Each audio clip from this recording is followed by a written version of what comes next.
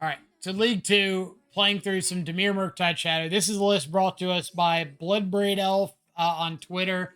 So if you like the list, go give them a follow. If you don't like the list, go give them a follow anyway. And we'll talk about some of the changes here between this list and like the list we're traditionally running. They wrote a really good deck guide with like some sideboard tips and stuff on the deck on their Twitter. I don't think I've got the Twitter open right now, so I can't show the link to it. But part of the stuff that they wrote about, we'll just like go left or y'all's screen, left to right, and talk about some of the changes here. In the mana base, they've gone down to 17 lands. We're at 19. I found that like any less, and I wasn't hitting Archmage's Charm on 3 and like Murktide plus Counterspell on 4. But they're running Mishra's Bauble as like half a mana source each. Running the Hallowed Fountain instead of the 4th Watery Grave. So, and they explicitly said it's to help with like engineered explosives out of the board. One Fatal Push. And someone asked on Twitter about if Ragavan was an issue. And they said it was an issue, which is something that I found as well. That's why I'm up to like 5 answers for a turn 1 Ragavan. But they elected to go with the 1 push and the 4 drown in the locks as their answers, citing that Ragavan was less popular in the current meta. So they weren't so worried about it. Personally, I think Fatal Push is also really good against like the Zoo decks.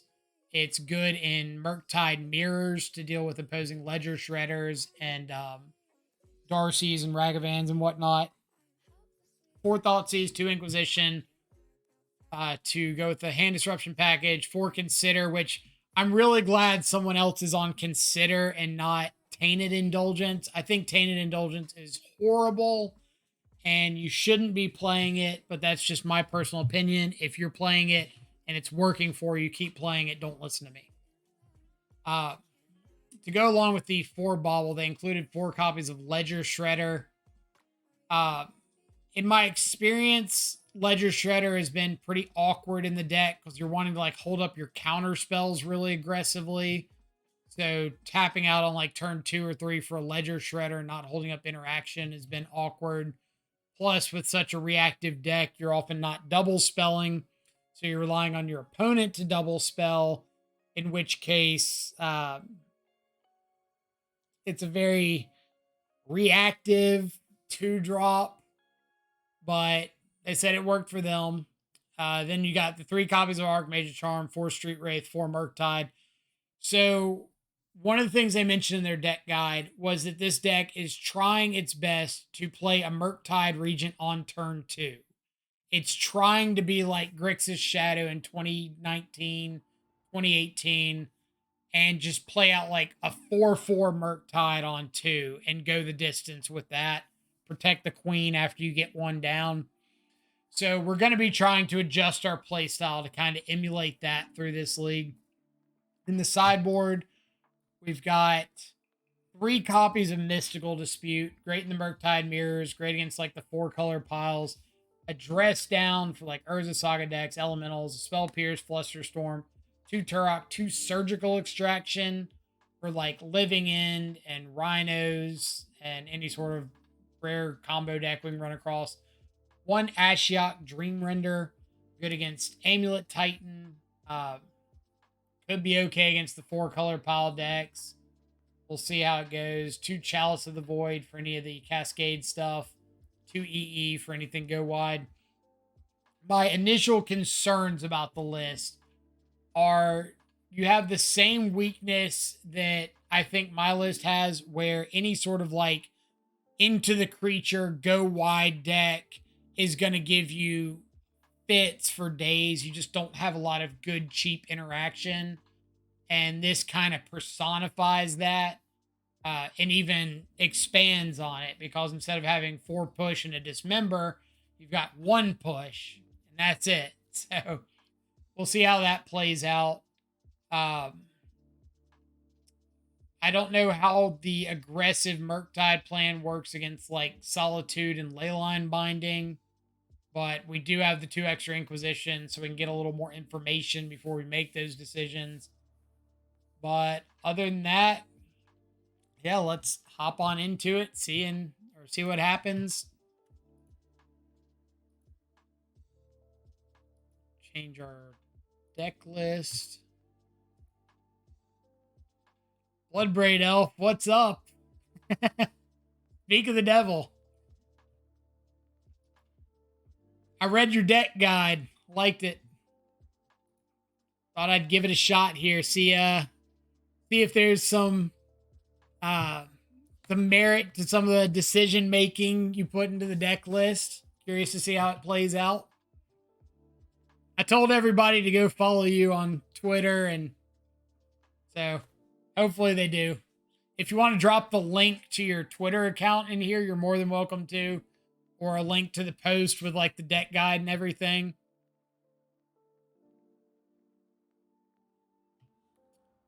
All right, on the draw, Kahira. Got a bunch of redraws.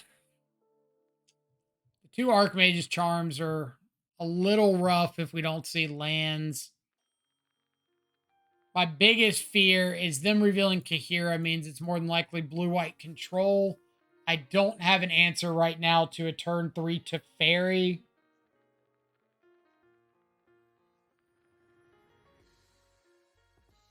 This hand is like pretty sus. But we do just have a lot of redraws. So we'll give it a shot, see what happens.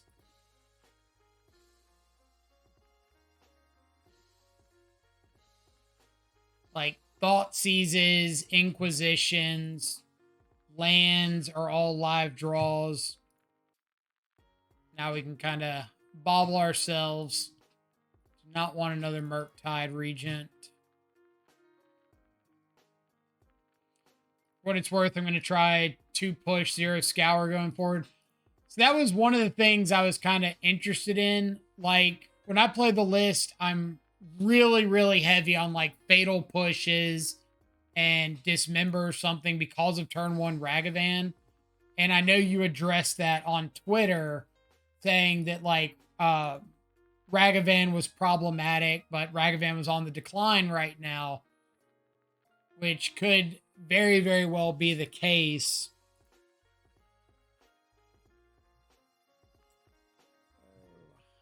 I'm going to keep the island. Really want to keep hitting land drops. All right, Counterspell's really, really good here.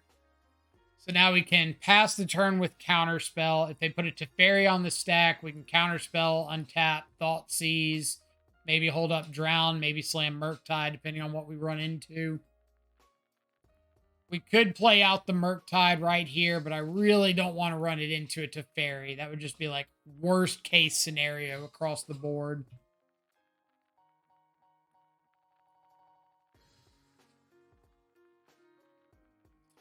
Speak of the devil.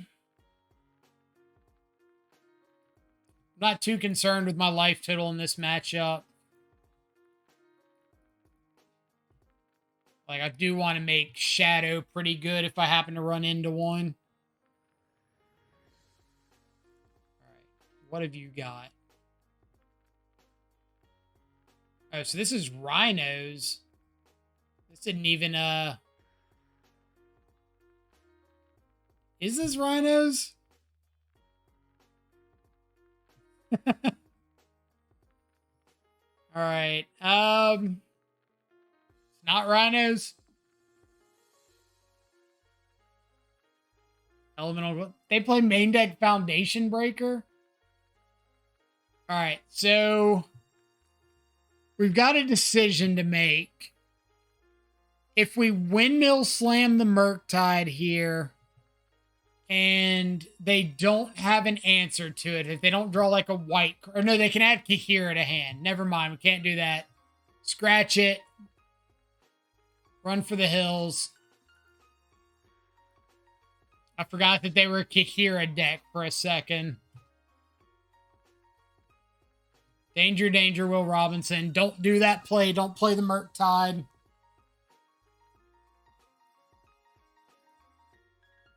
Would have been unfortunate, but we thought about it. We thought about it. Upkeep. Let's go get an island.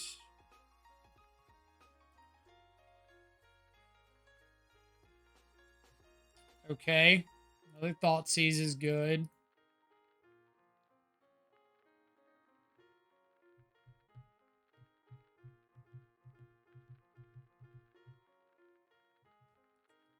Endurance. Yeah, we're gonna have to drown in the lock and endurance. Or no, Archmage's Charm so that we can double spell next turn. And again, we're just gonna have to like give them a draw step here. But if we take Solitude, that answers off the board. Next turn we can Murktide plus something. So Foundation Breaker, Fury, Unknown. Voice of Resurgence. Okay. You're not doing anything. I don't think there's a lot of merits. There's 1, 2, 3, 4, 5. So we get a full power Murktide. Hiya. Go.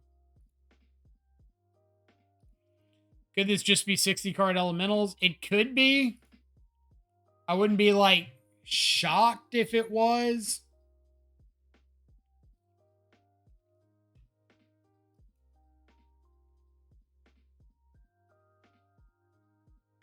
And my hope is that they just don't play anything I really care about this turn. So I can try to turn this Murktide into a 2-turn clock.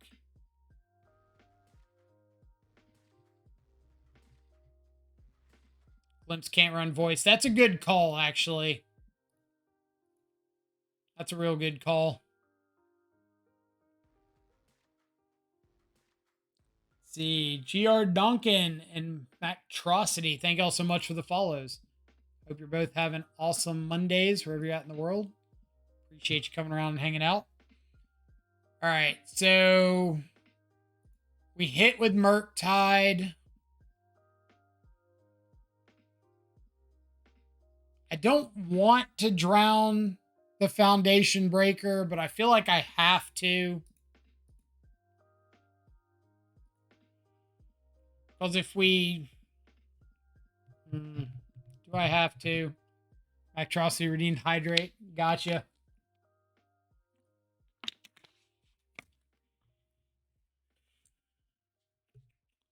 Like, I either have to kill it this turn or next turn.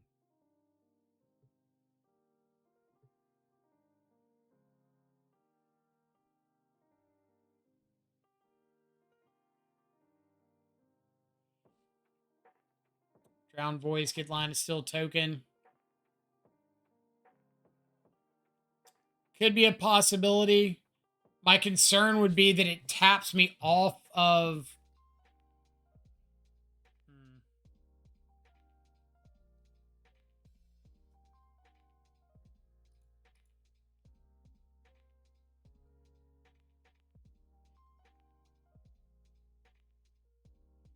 Like, I need to make sure I'm killing them this... Or not next turn, but the turn after.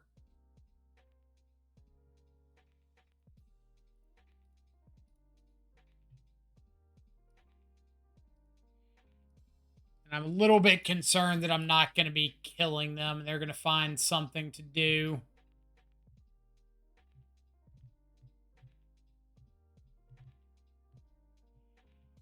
Because if they find a land here...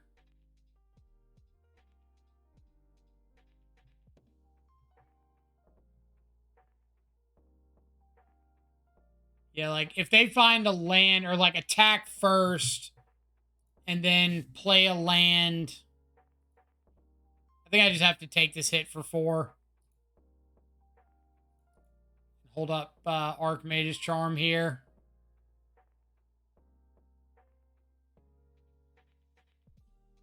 Ren and 6.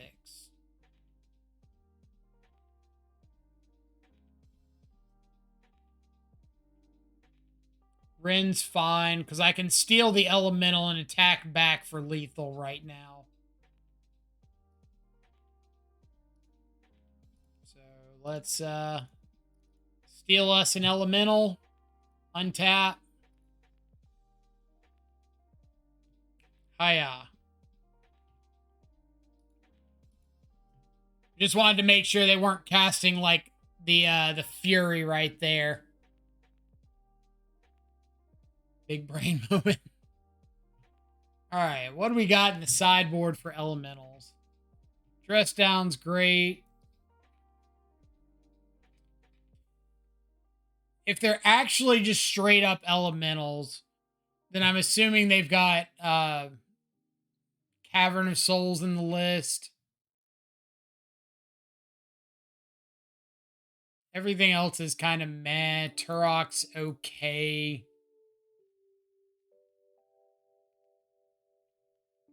Counterspell and Archmage's Charm are already like not great against Cavern, but I don't think I want to bring in more things that are weak against Cavern. Glimpse has Cavern too. Even more reason. But we decided they're not Glimpse because they're running Voice of Resurgence, right? So if that's the case, Drown's pretty bad against Endurance. Yeah, Turok's reasonable against them. And Ren, yeah, good point. So Ren and Voice of Resurgence is probably enough of a reason to assume it's not elementals. Inquisition misses a lot, so I think I'm going to board out like that. I don't know if this is a matchup we want Ashiok or not. They probably have like a reasonable number of fetches. They could also have the green-white go get a creature card, Eladamri's Call.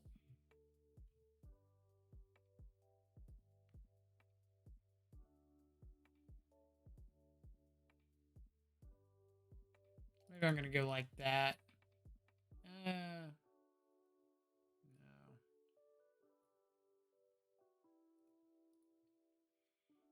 Ashiok sucks, man.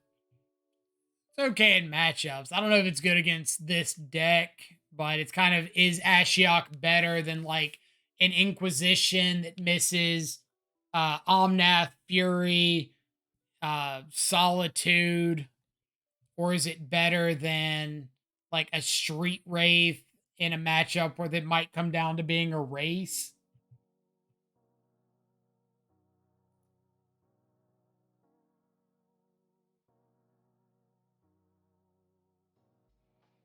Seriously, it shouldn't be played in any deck. It depends on your game plan. Like, if your game plan involves needing to cheese out your opponent in some matchups, then Ashiok's fine. Like, all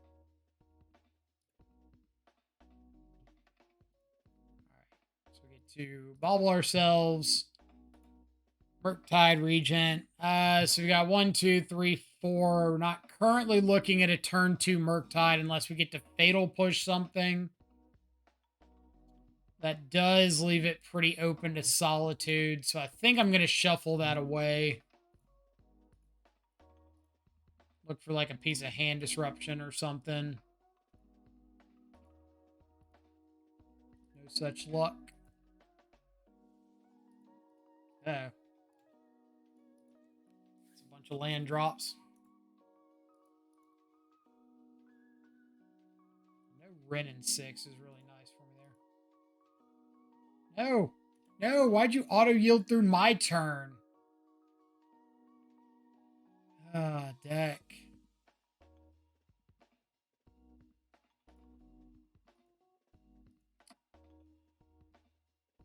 It like lagged through inputting the auto yield on my opponent's turn and then decided to auto yield through mine. So where we should have been able to counter this Risen Reef, now we're behind. Classic MTGO, really. Good old program lag. Oh, that's much worse, actually. Oh, man. Do we lose now? Probably to this. Like, we had a chance before Teferi, but that's probably going to end up being enough to wreck us here. Which is really unfortunate, because, like, our hand could have worked out fairly well. If we'd countered the Teferi, untap, play a shadow, hold up counter spell, turn 3, attack with a shadow, got counters for days.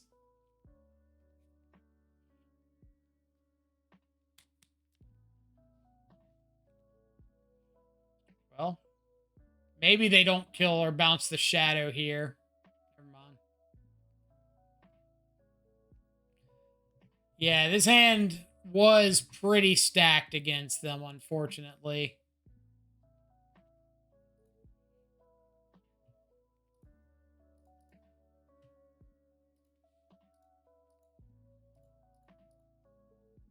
Go away.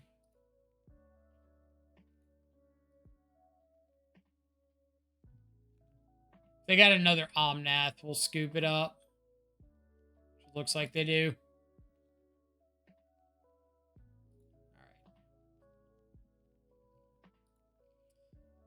Yeah, Magic Online sometimes just doesn't want you to win.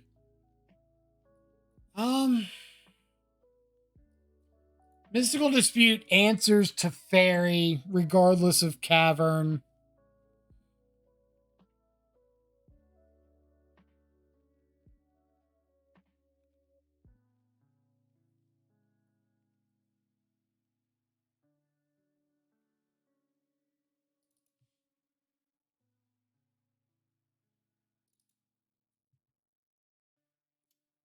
I might bring in like 2 over a Wraith and a Murktide.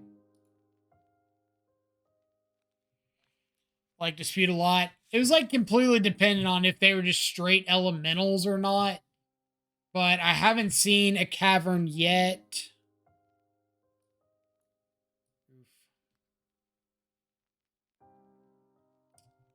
I have a few redraws. I'm going to ship this one.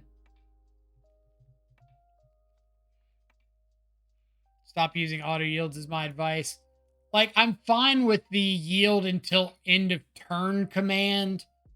I don't necessarily like the yield through end of turn, I'm good with.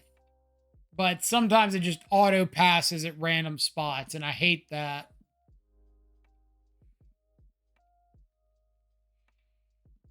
All right, so we could, I guess, just throw back the 3rd land and see what happens.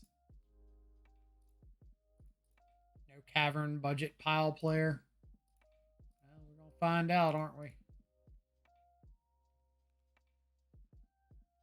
So Voice, Risen Reef.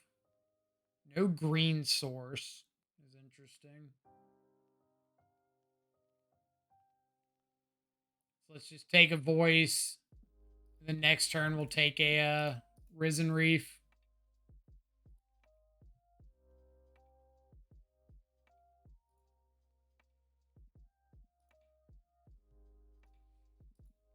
Find 3rd land on curve. Ah, backup Voice, I see.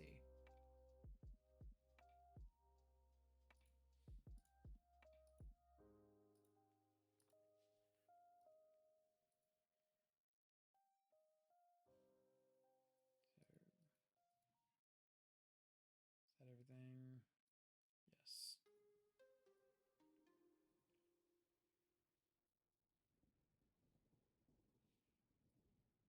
All right. Threat. Mystical Dispute's not bad. The real question is if they find the land. I don't care so much about that land. I was going to say if they find the land and go for Risen Reef, if they had to fetch and we needed to drown,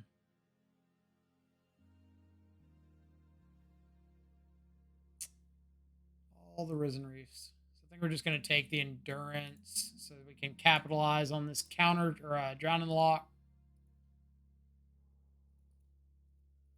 No! No! Curse you, Magic. The cavern off the top.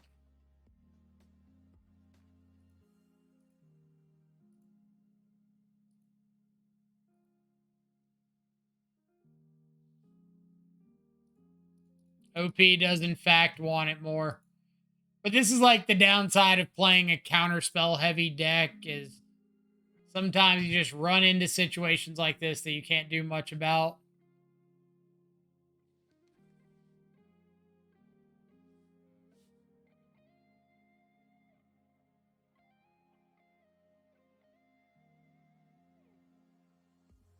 Shame about the second game, indeed. But it's the world we live in, right?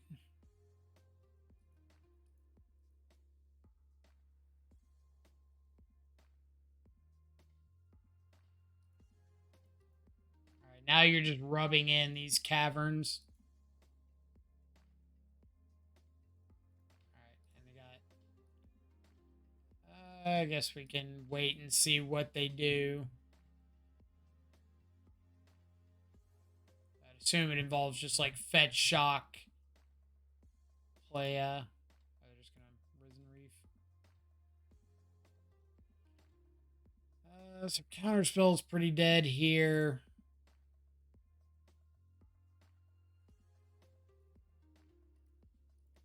At least Mystical Dispute this.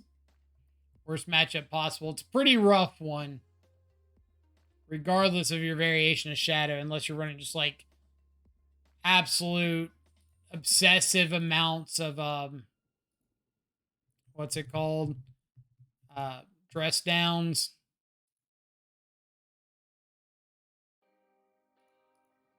Archmage's Charm.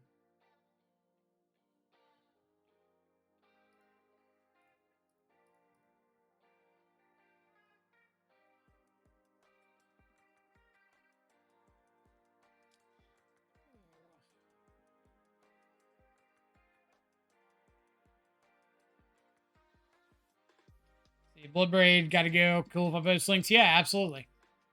Post away.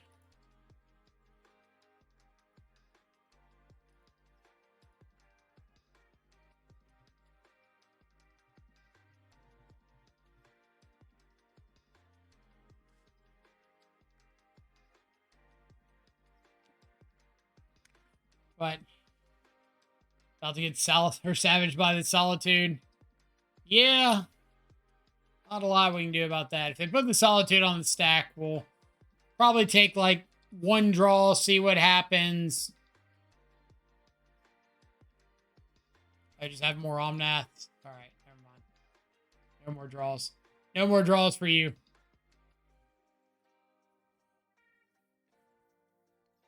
But we mentioned before the league started that like some of the roughest matchups for this deck are any sort of aggressive creature deck. And when I say aggressive creature deck, I don't necessarily mean like an aggro creature deck. I mean a deck that's like aggressively deploying creatures to the board. Whether it be value creatures like elementals or actual creatures that attack.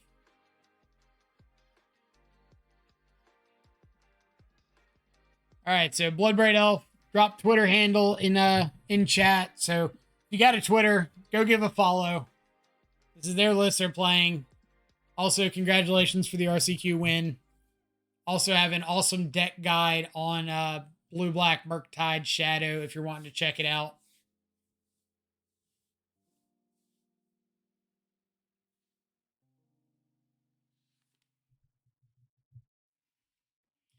All right, Vanilla Bear.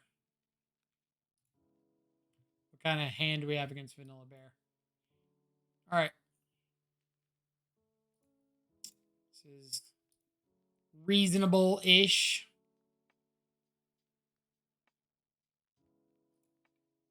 Turn 1 Darcy is a lot more manageable than a turn 1 Shredder. I think I want to try to fight in a 1-drop. I could like save this for turn 2. But I think I just want to find something to play turn 1.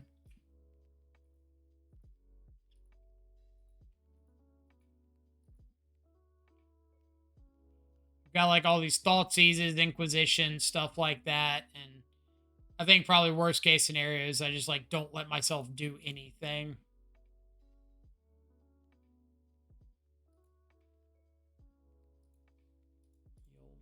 Shredder out of OP.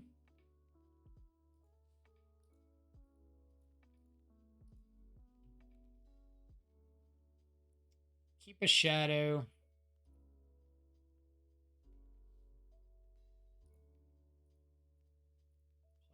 Shredder, say go. And this is like the matchup for Ledger Shredder. So we'll see how it plays out. I've mentioned that I'm not a huge fan of it, but that doesn't mean we're above giving it a test here.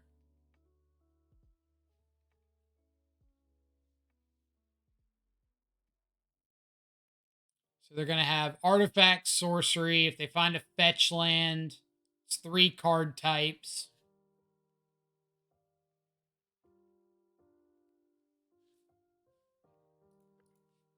Hoping to dodge a lightning bolt here.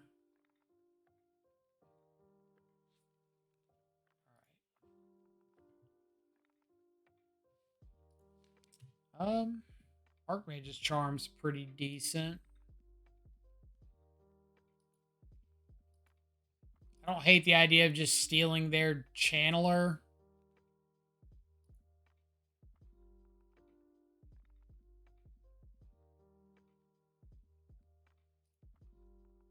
Let's make them make the decision on this Channeler first.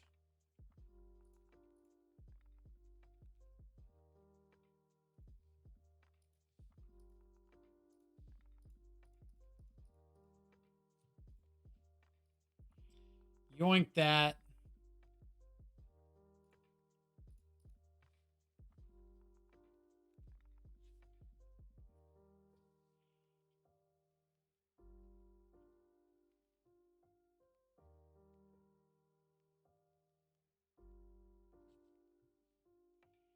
Chandler's fairly useless with Ledger on the field. I wouldn't say it's completely useless. Like, it's a body in our deck that is light on bodies.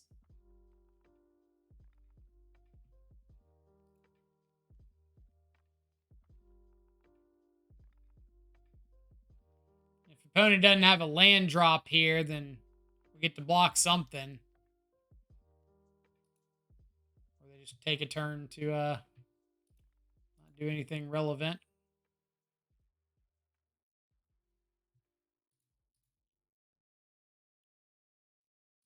Yeah, we'll fetch again for this shadow. That's a really good draw.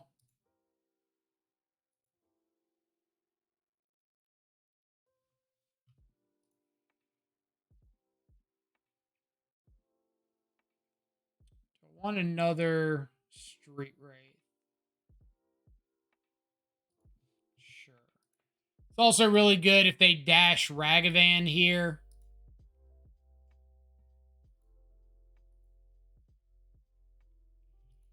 But I'm really hoping that I just get to like counterspell a Murktide. No. Alright. Unholy Heat your own channeler.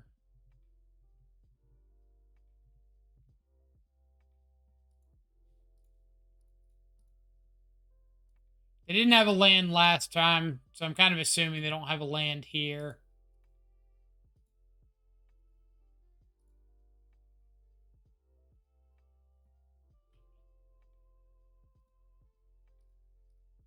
Here's a shadow.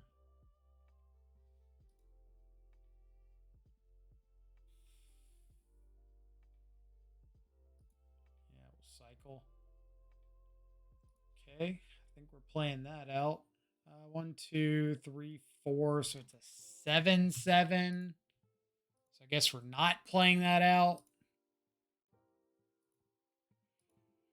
Because I need to play a Murktide that can combat with their Murktides. And at the moment, their Murktide is an 8/8. So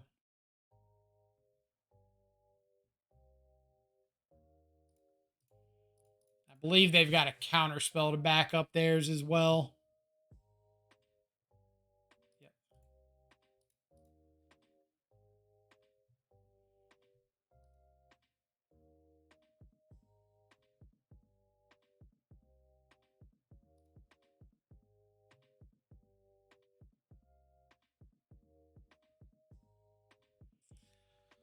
All right. What are my draws here?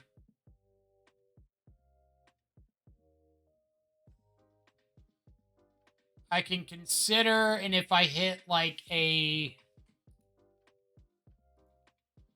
street wraith or something, I could potentially have lethal if they don't block correctly.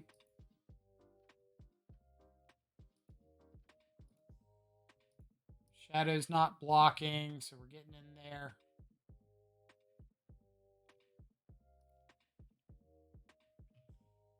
We do have one more island in the list.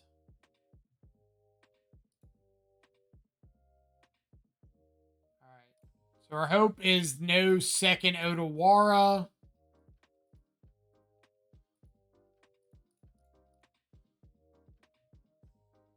No second Odawara, no Brazen Borrower, no second Murktide Regent.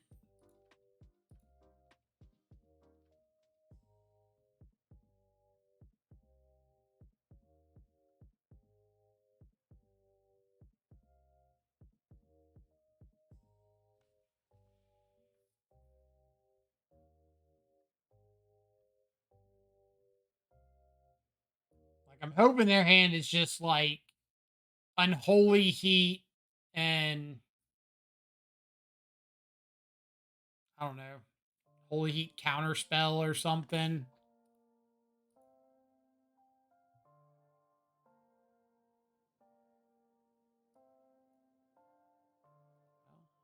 Trade off Murktides.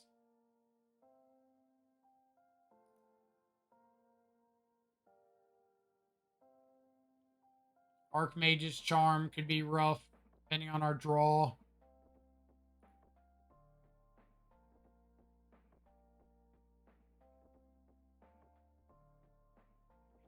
I really don't want to fetch down to 6 and be dead to like double bolt here.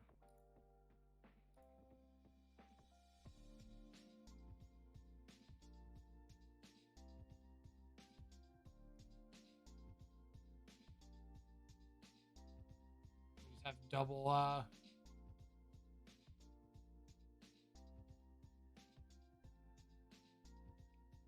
9, so let's go scour ourselves. Back up Shadow means I think I'm just playing a tapped Watery Grave here.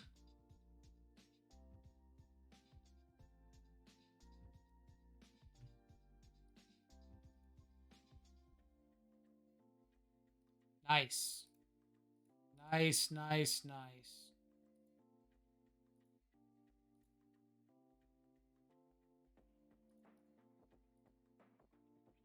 Little punished for shocking in, or for not shocking in with that draw.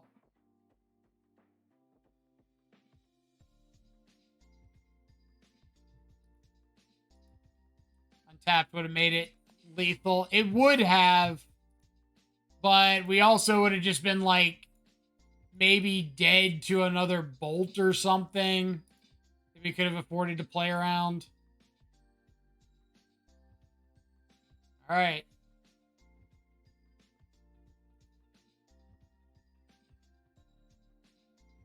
Ledger Shredder's pretty good.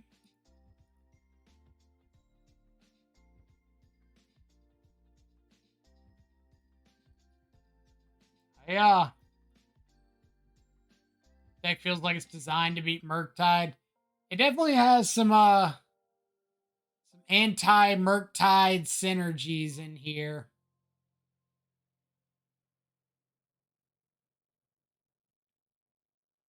Especially the sideboard when you just get access to like a whole bunch of mystical disputes and stuff. Oh, that feels bad. That feels so bad.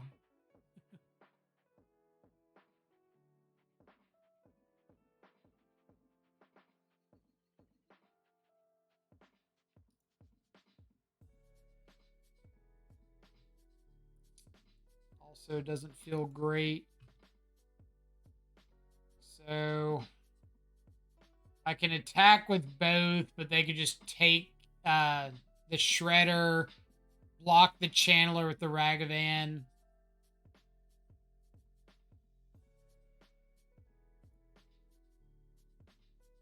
Rely on the Channeler. Interesting.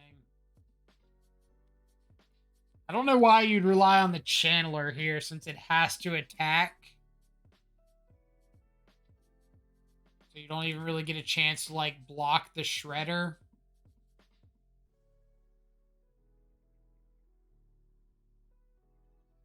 At least the Ragavan can sit back and block the Shadow.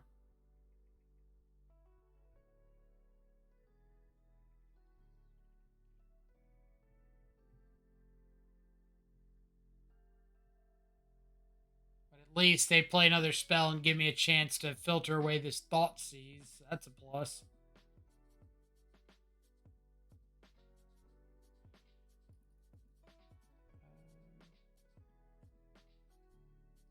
They've been expressive iteration. That's bold.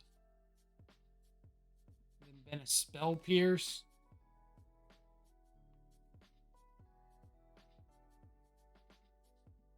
Have to attack.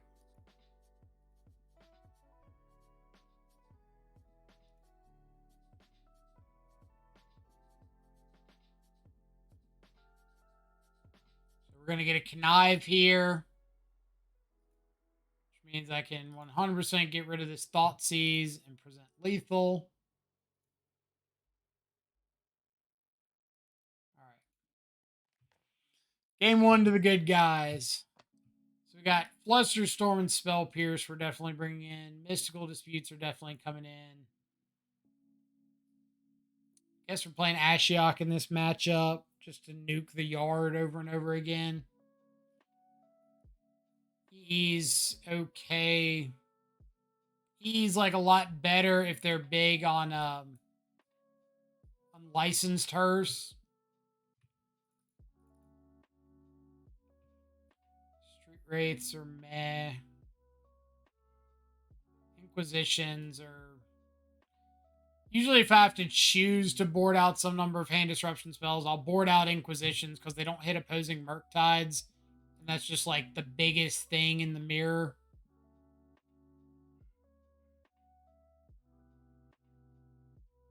Baubles are probably meh.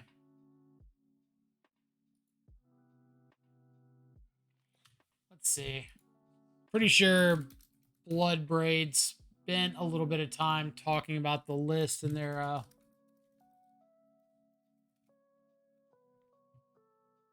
write-up. So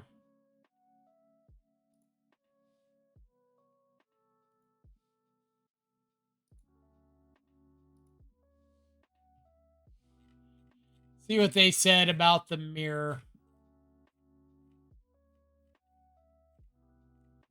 Sideboard guide. Out 4 Wraith. 1 Thought Scour. In 4 Mystical or 3 Mystical Dispute. 1 Spell Pierce, 1 Fluster. Alright, we'll give it a shot. It's their deck list. Let's listen to their sideboard guide and see what happens.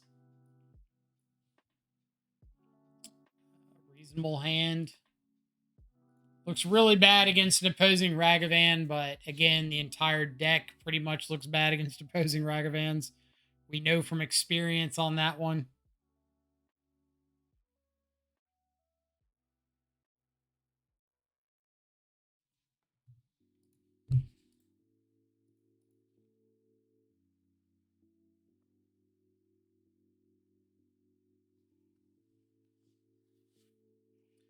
Opposing Darcy's, however, are fine. Let's get this Thoughtseize across.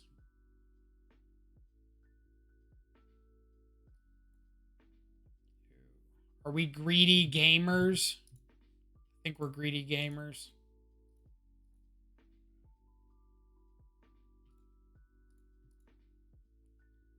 I think we are greedy gamers.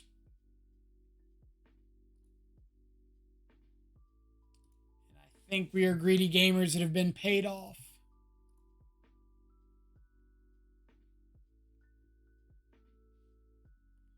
And they're lightning bolting me. Okay. Bolt resolves.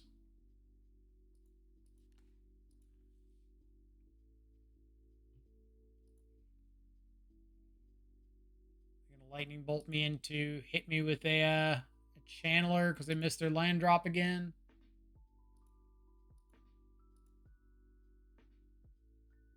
Gotta do it. All right, so let's get some of these considers out of the way. No, I would not like to put Fatal Push into my graveyard. Thank you for asking.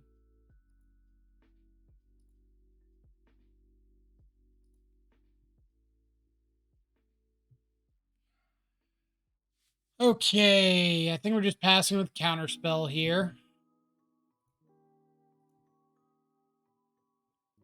One of the things that Bloodbraid talked about in their article that I heavily agree with is a lot of times if you have the choice between being patient and being aggressive, being patient really pays off with this deck.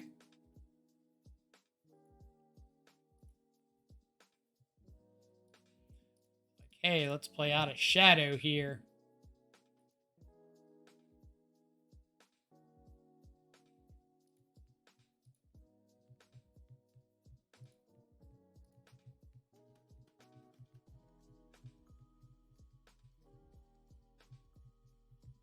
We're just kind of hoping to back them into a corner where they have to put a Murktide or an Expressive Iteration on the stack. We get to Counterspell, hit them with a big Shadow. Maybe we play a Murktide, maybe we don't. Who knows? If they play an iteration here, looks like they're doing nothing.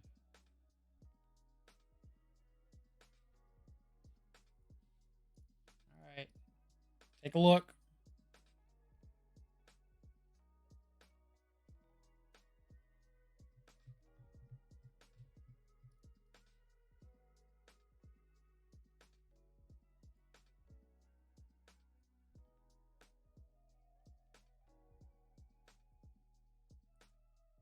Last card's a lightning bolt. No.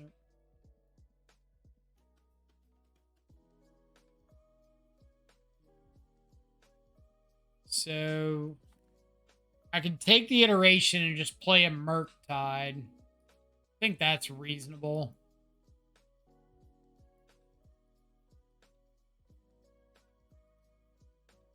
Actually,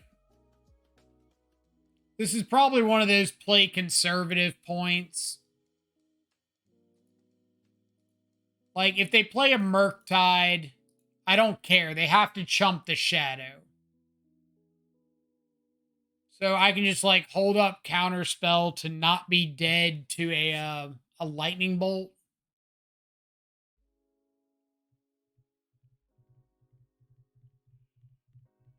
If they find, like, land Otawara, that's fine, because I get to attack, force the Otawara, replay the Shadow. Yeah, so Murktide's fine.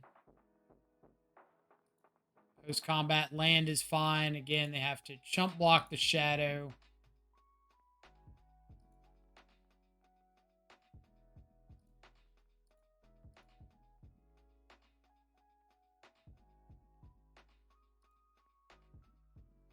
And I think I'm just going to pass through here. I could Murktide, but again, I'm just like leaving myself dead to a Lightning Bolt if I tap off Counterspell. And I really just don't have to do that here.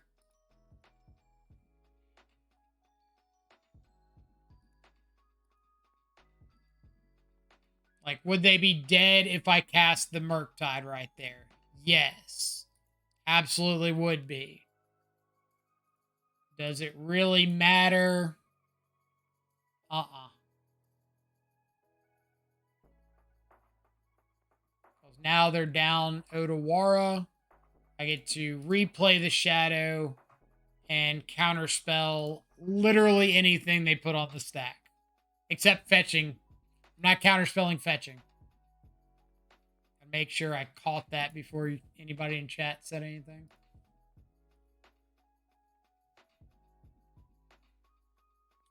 There we go. Can't counter the channel. Unfortunately not. If we had a stifle, we could. Print stifle into modern win, Wizards.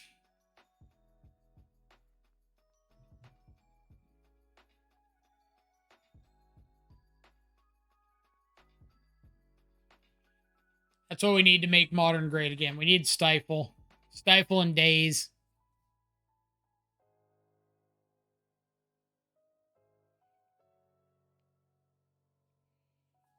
Stifle was standard like 2 years ago. If you mean like some of the random Tails Ends effects, then those were legal, but 2 mana versus 1 mana is a huge, huge difference.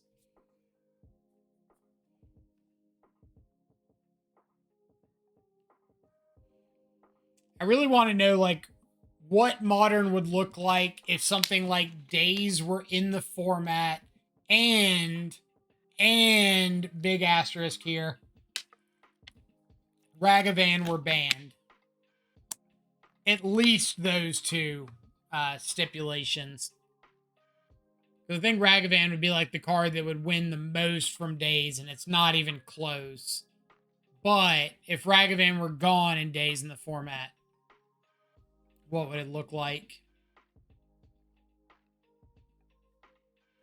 Because I feel like there's not a lot of like combo decks that Days helps. Wismo57, thank you so much for the follow. Hope you're having an awesome, awesome Monday wherever you're at in the world. Appreciate you coming around and hanging out. I feel like Days wouldn't help a lot of combo decks. You can't play Days in your Cascade deck. Stifle's legal and historic. Man, got to go play some more historic now. But yeah, you can't play Days in your Cascade deck because you can't risk cascading into a Days. You can't play it in the more degenerate combo decks. Like, I'm going to include Amulet Titan in the list, even though I know Amulet Titan is not, like, technically a combo deck.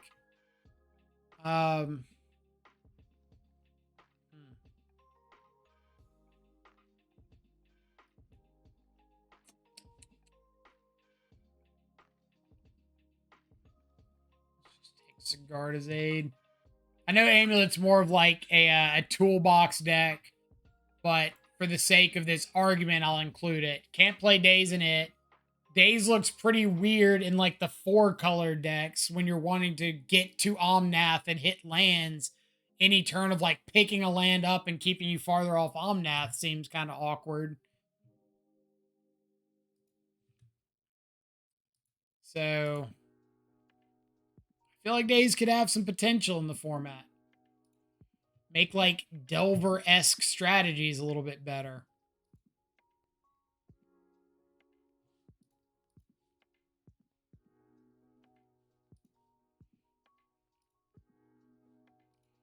All right, let's get Shadow down. Say go. Probably going to end up having to steal something here before too long if we can find a third land.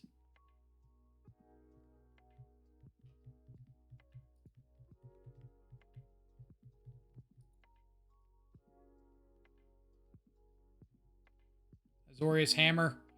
Does look like Hammer, doesn't it? I'm guessing that comment was like before we actually saw what we were playing. Kind of weird for him to play out the Hammer here, unless their one unknown draw was a Pure Steel Paladin, or one of their 2 draws Because you can't play out Pure Steel with double Saga.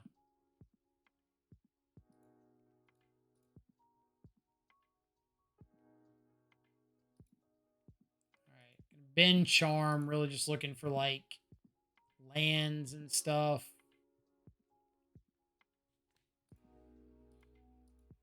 And I think we're just playing Murktide here. I don't think holding up Drown does anything for me.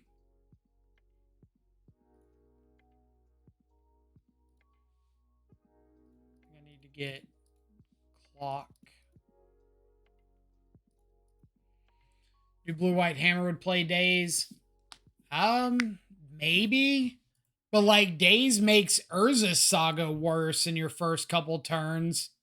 So, I don't know if it's, like, cut and dry. Yes, they would play Daze.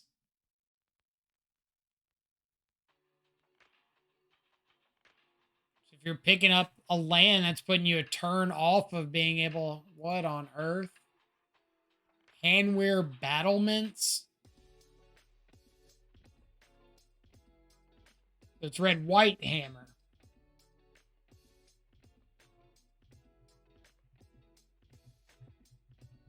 We need Saga if the game is over turn 3. Well, against a bunch of leyline bindings and stuff like that, pretty good chance the game's not going to be over on turn 3, right? Good draw. All right, so I can't block a Ginger Brute anyway. Let's go ahead and crack in. If Elemental was to be banned, which one deserves it? So, from my greedy shadow perspective, I say Solitude. Realistically, I think Omnath is the one that's like most deserving of a ban.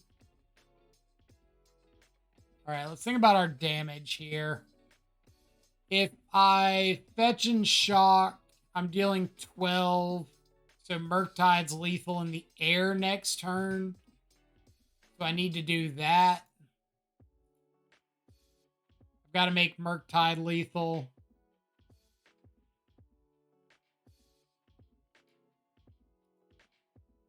Yeah, make a construct, sure.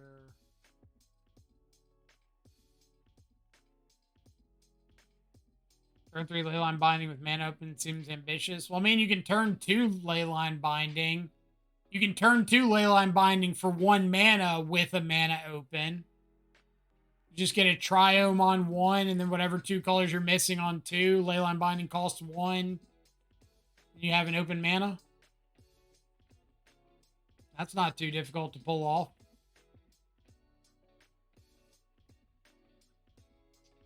Jad, second league with Shredder. First league with Shredder.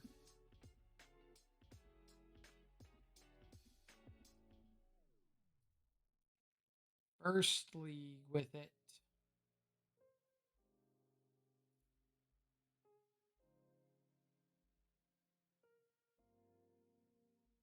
Okay.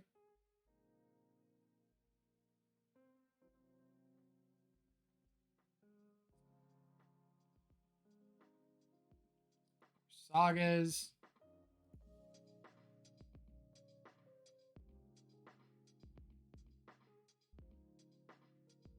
Just equip up a construct.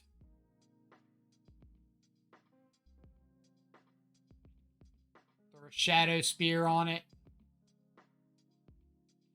But yeah, we're playing Bloodbraid Elf's list. They were in the chat earlier talking about it a little bit. All right, so on the inner combat, let's nab us a construct. I believe that should be enough for concession here. My construct, not your construct. Yeah. All right, Good old hammer time. So we got EEs. We've got Dress Down. Going off Bloodbraid's sideboard guide, I like Turok if you have enough to bring out. Not if you just don't have anything to bring out. But we're going to see what their sideboard guide looks like, which includes 2 EE in, a Dress Down in, and just board out 3 Wraith. Their explanation of the matchup. This matchup is where the deck most feels like a control deck. The goal is to not randomly die, and admittedly, that can sometimes be hard against this deck. This matchup is one of the few where I'm not prioritizing slamming turn 2 Murktide, and I'm more worried about stabilizing. If your meta has a lot of copies of this, perhaps Liliana the Last Hope or extra Fatal Pushes would be useful. So, I agree with that. I don't know how good Liliana the Last Hope is here, but Fatal Push especially is like phenomenal against them.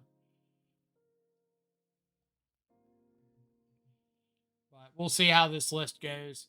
Like having the unconditional kill spell regardless of how big a creature with a hammer gets is very, very nice for stabilizing.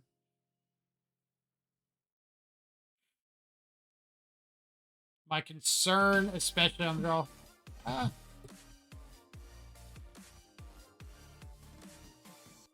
And there we go. Trellin, thank you so much for the raid. Hope you had an awesome stream. Welcome, welcome, everybody. Playing some Dimir Murktide Shadow. This is a list that Bloodbraid Elf on Twitter won an RCQ with. So we're putting it through its paces, seeing what happens here. Currently in the third match. We're 1-1. Would have won the first match, except we got a little unfortunate moto situation where it kind of like auto passed through our turn. So that was kind of rough. All right, Esper Sentinel go.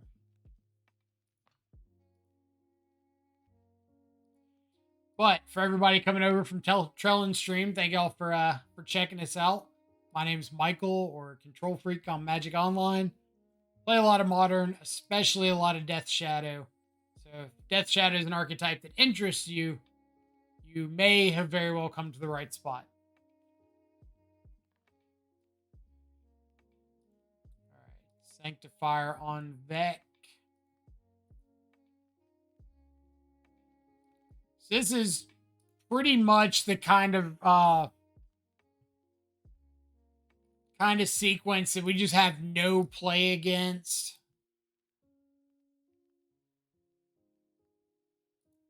Like, we wish we had more copies of interactive spells here, but ultimately we do not.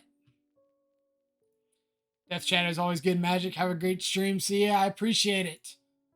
Appreciate it very much. Hope you have an awesome rest of your Monday. March of Otherworldly Light and a Colossus Hammer.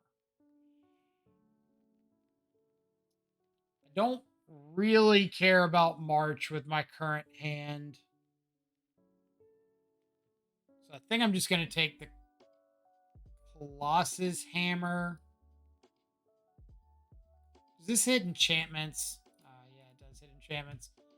So scratch that, because we're probably going to have to, like, next turn, Dress Down into their turn, untap, Drown in the Lock, the Sanctifier, kill the tokens.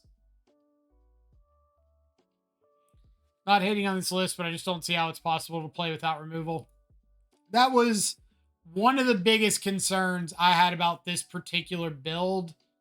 And it's one of the concerns that really pushed me towards a lot of the decisions we've made in our list. Is just, like you said, if you don't have a lot of removal, you get run over by anything that's putting creatures on the board pretty quickly. That's like what we're seeing here.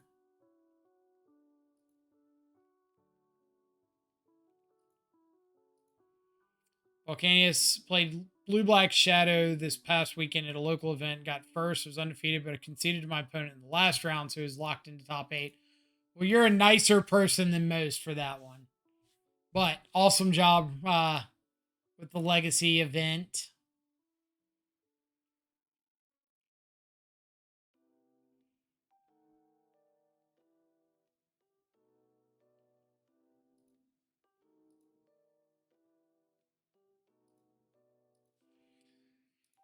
All right.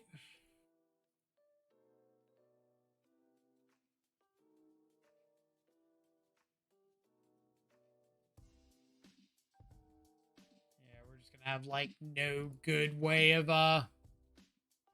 fighting this.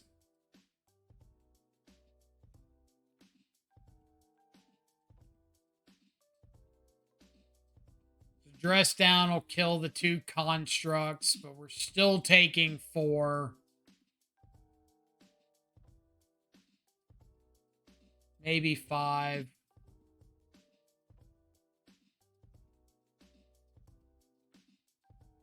We're going to try to haste up a construct.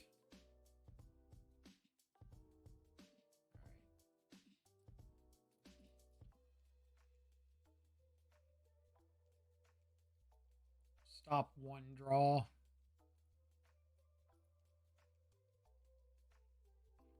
But unless we find, like, I don't even know if a Murktide off the top's going to do it.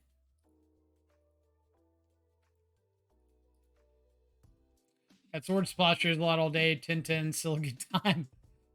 Yeah, you do have to find some lines against Swords decks. But, like, Turok out of the sideboard can be an all-star for you.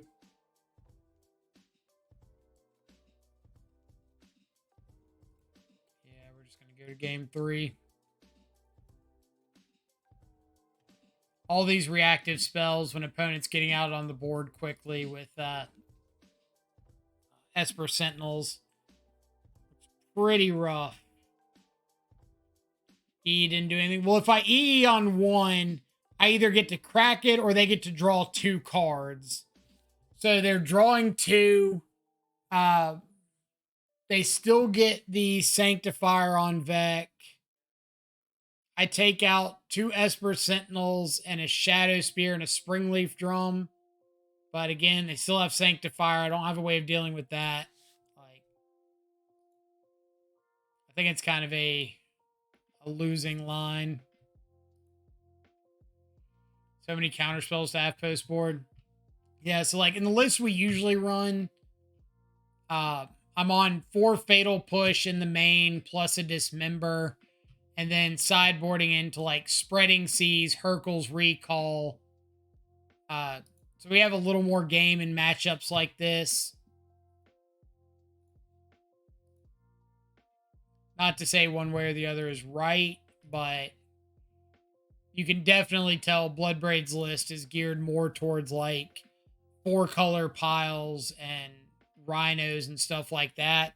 And mine's way more geared towards Ragavan decks and Hammertime. And how would your ideal blue-black shadow be? Tough question. Like, I can show you my list like I just did. And for the most part, that's how I normally think when I'm building these lists. It doesn't necessarily mean it's correct. It's just I prefer to have more interaction on the lower end of the curve, which is where, like, against Ragavan, I've got 5 pieces of interaction for 4 copies of Ragavan in a deck. Stubborn Denial is really great against like the Cascade decks, especially now with Leyline Binding. Got a 1-mana answer to their 1-mana answer. Works great with Murktide and Shadow. It's like my deck is better against unfair stuff, is I guess what it boils down to. And I think Bloodbraids is better against the fair stuff. So a lot of it just depends on like what do you think you're going to have an issue with.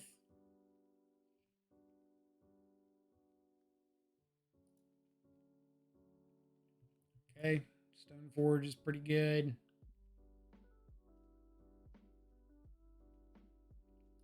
Stoneforge for a hammer. And Bloodbraid did say earlier that they're swapping the second, or the Thought Scour for a second Fatal Push. And I think that's like a start.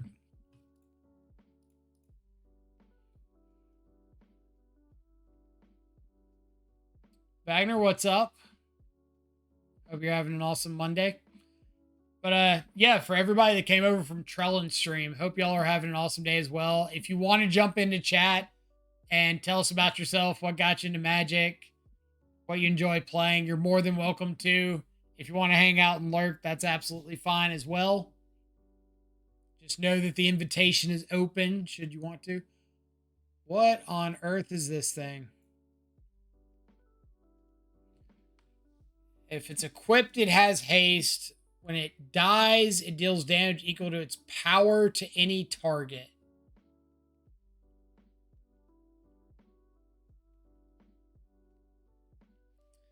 So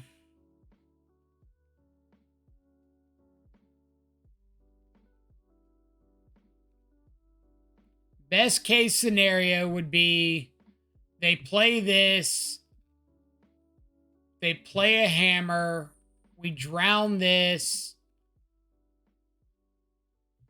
we move on with our days. Worst case scenario would be they play this.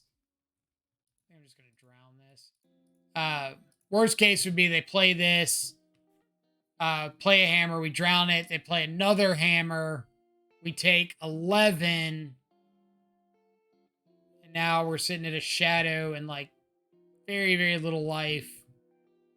Thoughtseize looks a lot worse. We can't really like fetch and shock aggressively. Letting this resolve is playing with fire. So this was the other downside, is that they just have like a good follow-up.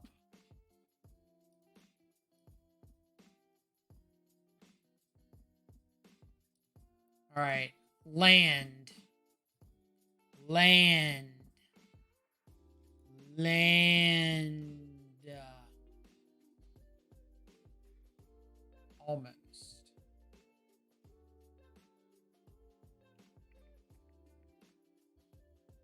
Yeah, we just like can't EE on one because I can't crack it. I get Thoughtseize plus Shadow, but then just get another hammer off this and equip.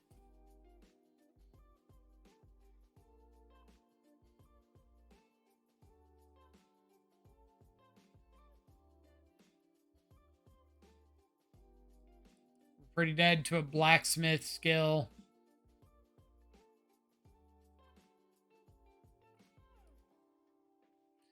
This is definitely like worst case scenario out of these decks, is that you just fumble on the shadow side and all of a sudden they've just got like a ridiculous board of hammered up guys.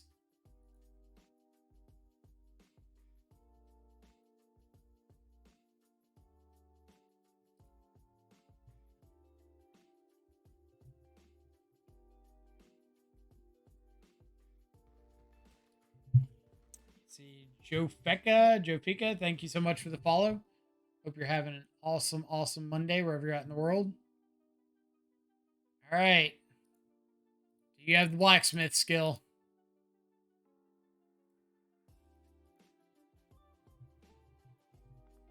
I think the one improvement to this game is jamming Bird on turn 2.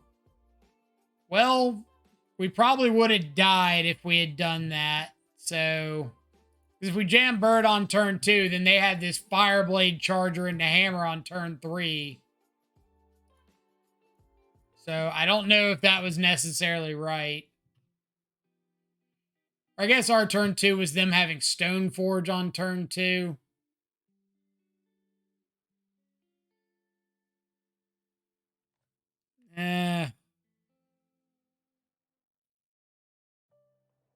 Maybe.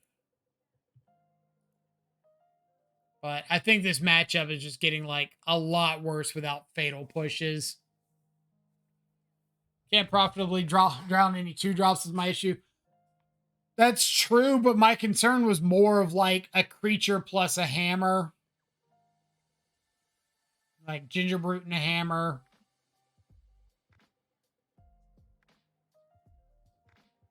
Or we didn't know about it, but they had the red dude and a hammer, and we were like super dead to that if we waited.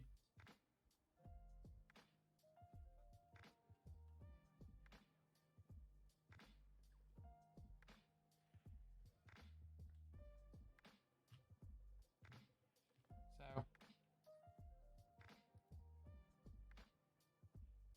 I don't know. I'm not like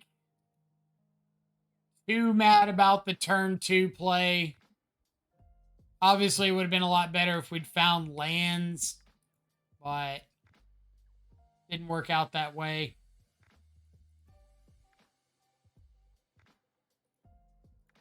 Let's see what our opponent is on. This will turn 2 Ragavan. It has been kind of unfortunate that I think we've seen like 3 out of our 4 matches against just like aggressive creature decks, which are worst case scenario for this deck by a mile.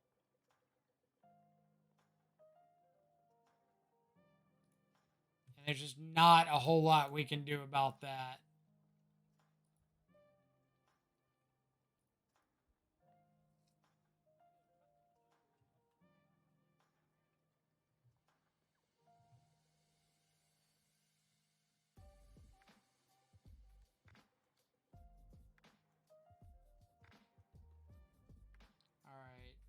Do I want to try to bait my opponent on a fire and ice?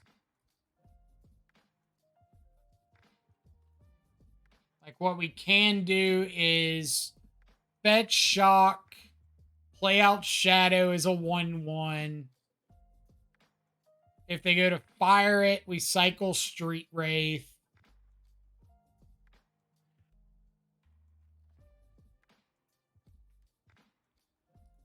So yeah, let's. But then we'd have to trade with the. I guess we don't have to trade with the Ragavan, but it's a lot better if we trade with the Ragavan. And again, we just like don't have too much. I guess we can decide after we cycle.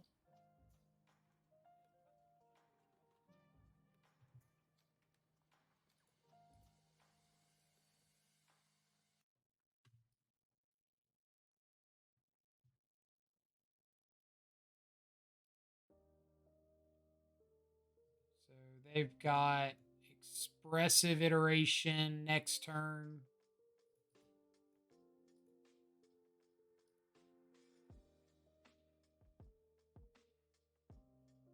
Yeah, I think because we drew the Ledger Shredder, I'm okay trading off the Shadow there. If we hadn't have found a threat, maybe it gets a little worse, but...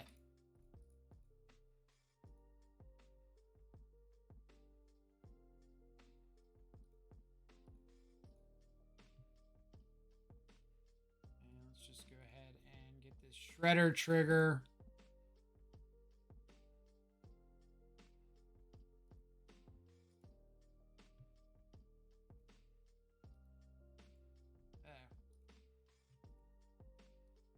I guess we got their iteration to maybe get a trigger off of, but draws could have been a little better there.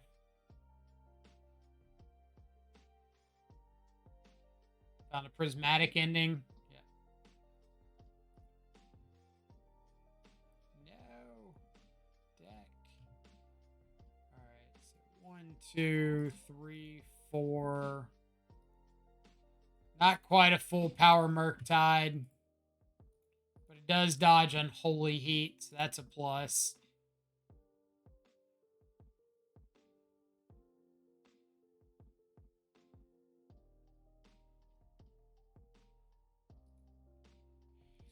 Opponent really trying to figure out how to cast this expressive iteration.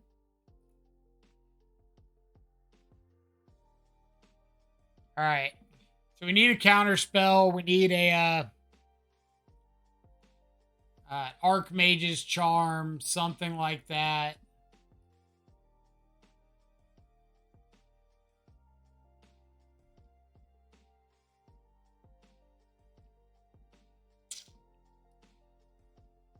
We're going to take the Get 'em Dead approach. Most of our deck is like counter spells and stuff, so there's a reasonable chance that they whiff.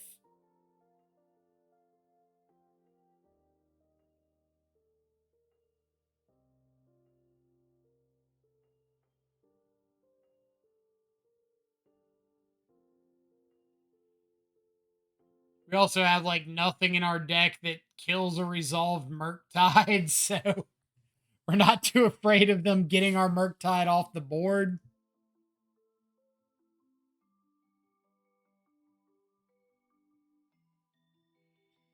But that's also one of the reasons I'm not a big fan of Ledger Shredder. Like, the forced draw discard can be kind of awkward in spots.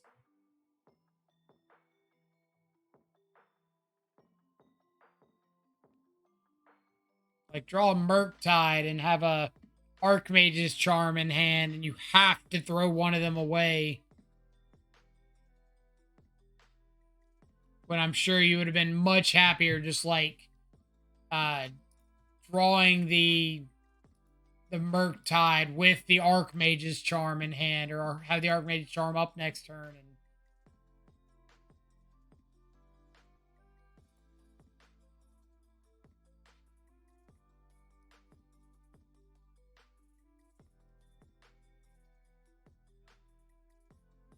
all right, so worst case scenario would be an Underworld Breach. Just like a Breach replay to Fairy.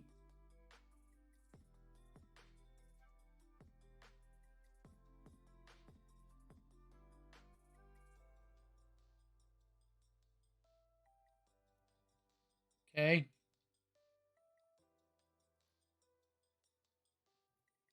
Guess this isn't particularly good for us either.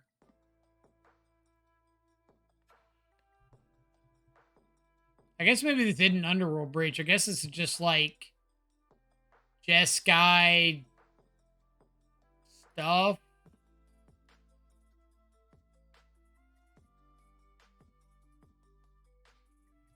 Good draw. Lost the 5th match on Rakdos to a top deck Chalice after Inquisition on 1. Sag. There's something to this list, but I don't think Obosh is worth it. I could see that. When I played or tried out the list, like, I just never had a time or anything to put Obosh in hand.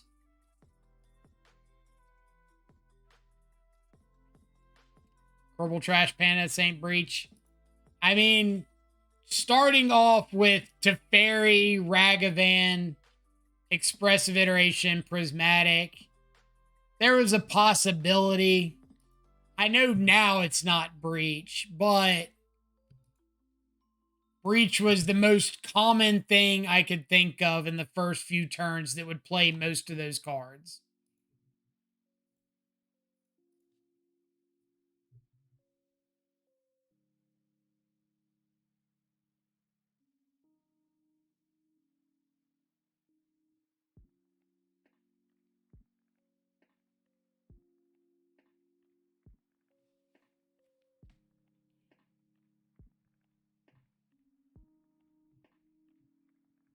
Looks like they found a Murktide of their own. So I think best draw immediately becomes another Murktide.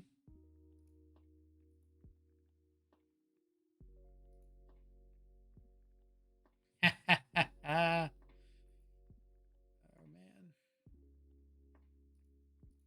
Can you say potential wins we don't deserve?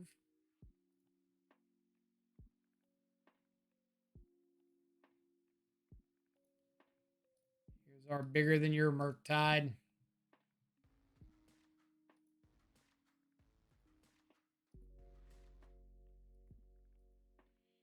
Icon of Sin, thank you so much for the follow. Hope you're having an awesome, awesome Monday wherever you're at in the world. Yeah, Counterspell and Archmage's Charm with Outliers. Yeah, like, I would expect Counterspell to not be in the list, but it's not the most unreasonable inclusion. But like Teferi, Ragavan, Ledger Shredder, Mishra's Bauble, all say Underworld Breach. So Fire and Ice, again, is like on that list of things, and it's not the most unreasonable inclusion for a deck like Underworld Breach. I don't think they would play it, but I don't think that's a card that's enough for me to say, oh yeah, it's definitely not Underworld Breach because I saw Fire and Ice.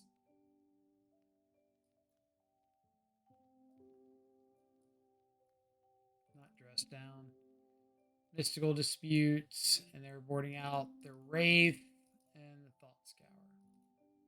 So let's see how it goes.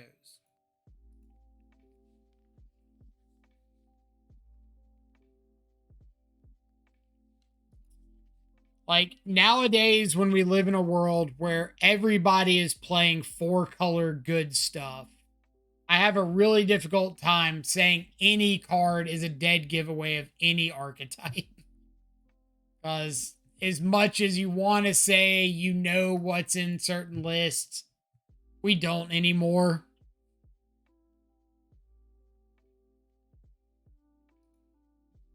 Like every deck could have everything.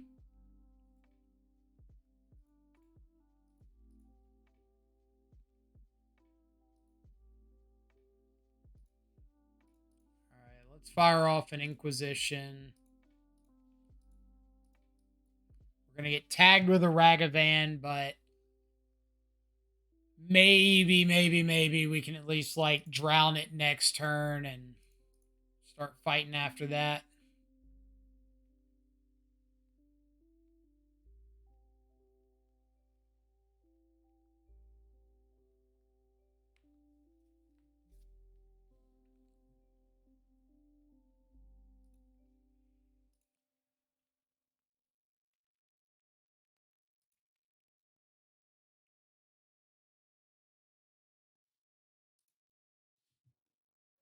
All right.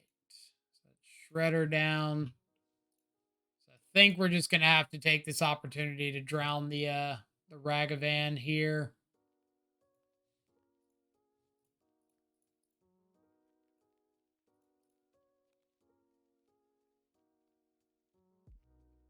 A top deck Spell Pierce. Okay.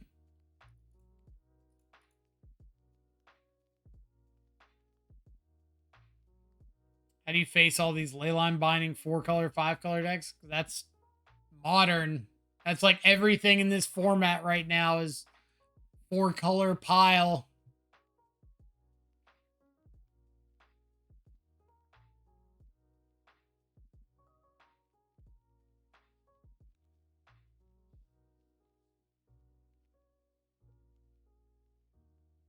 Spreading sees me. I would have much rather that been a cleansing wildfire, because at least then I'd be able to untap and play a Murktide.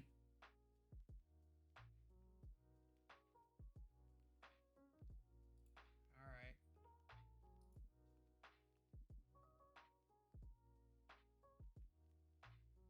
We'll give one more draw step, but not looking too good.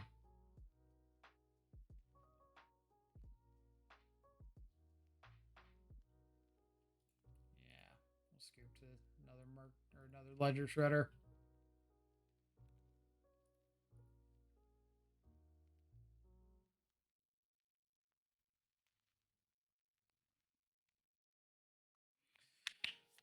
Oh, rough one.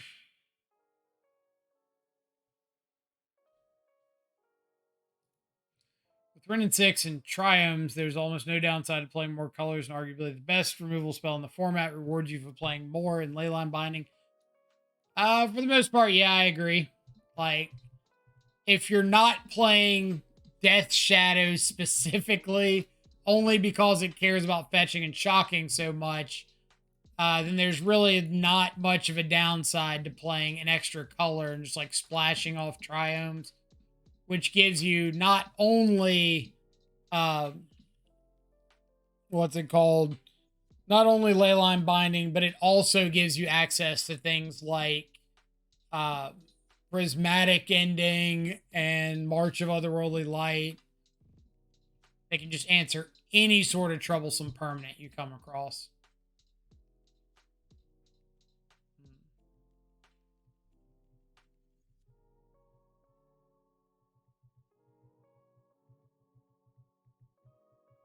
I think we're just taking Teferi.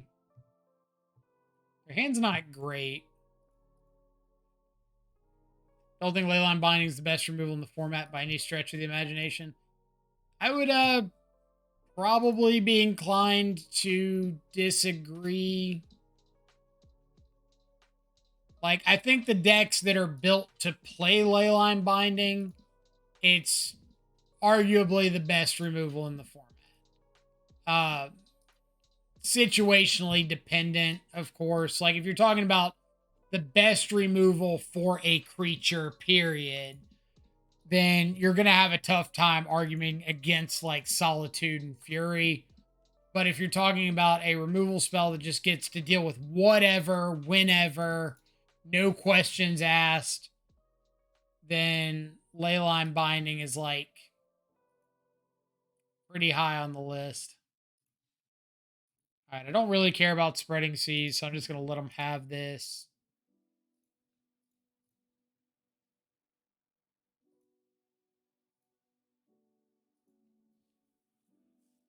More just like want to get down a threat soon.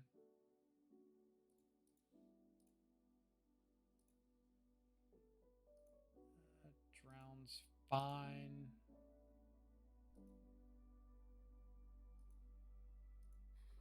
It's a removal spell that doesn't tag turn 1 Ragavan. To me, that's enough for it to not be the best. So you're saying that Fatal Push is in the running for the best when it doesn't hit Fury, Solitude. Like, the fact that it has no dead spot outside of a turn 1 Ragavan on the draw. That's the only time it's not going to be like the best removal spell possible. Because outside of that, Fatal Push,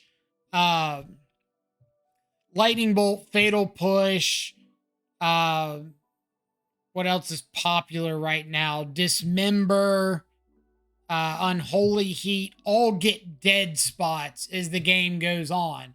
Or worse yet, your opponent plays an artifact, and now your removal is a dead spell in hand. But Leyline Binding doesn't get that dead time. Like, you just get to remove whatever you want, just about whatever turn you want to remove it on. And I think that's what puts that card so far over the top.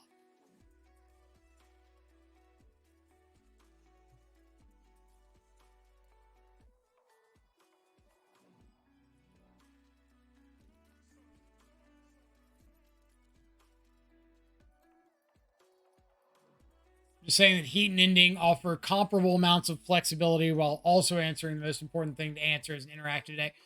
But they don't answer the most important thing to answer as an interactive deck. Like, as an interactive deck, your priority, especially now, has to be flexibility.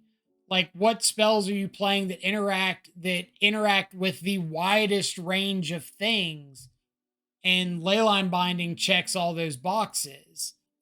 But every other removal spell, like, you run into so many things in current modern that you just cannot interact with.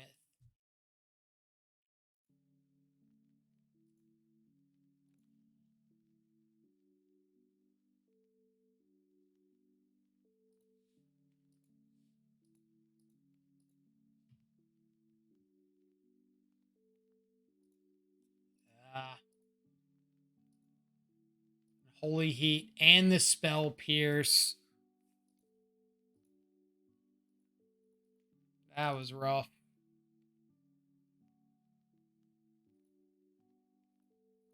I mean, this is a lot better for me, at least. It's enough removal around for 8, turn 1 to 3. Is also nothing good for mid to late game. That's like my problem with calling Unholy Heat or Prismatic Ending or something like the best possible removal. Like, Ending can be in the conversation, but Ending doesn't deal with a dashed Ragavan ever. So it's hard to call that the best removal. Triple Murktide. Oh, man.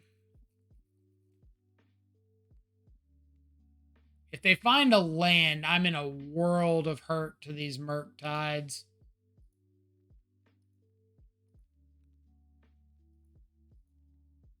Prismatic Ending's like S tier on turn 1, 2, maybe turn 3.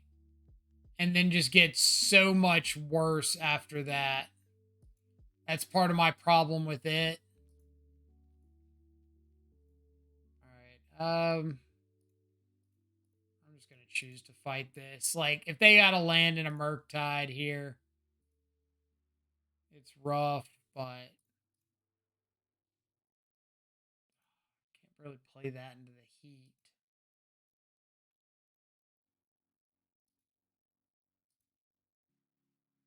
I think that's perfect for a deck like 4-color. It is. That's why they play Prismatic Ending and Leyline Binding.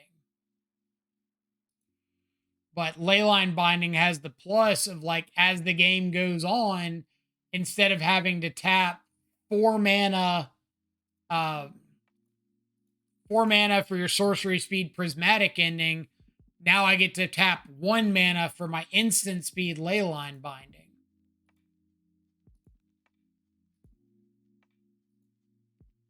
Is 4-color playing Binding? Absolutely.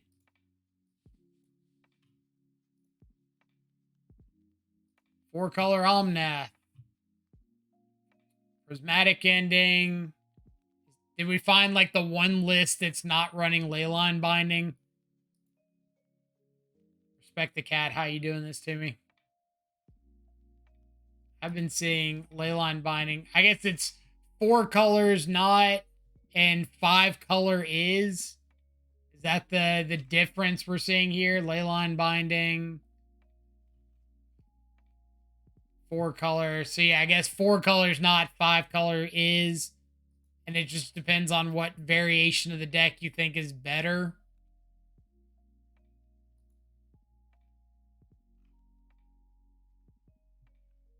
All I've been seeing recently is 5-color. I don't think I've seen 4-color hardly at all.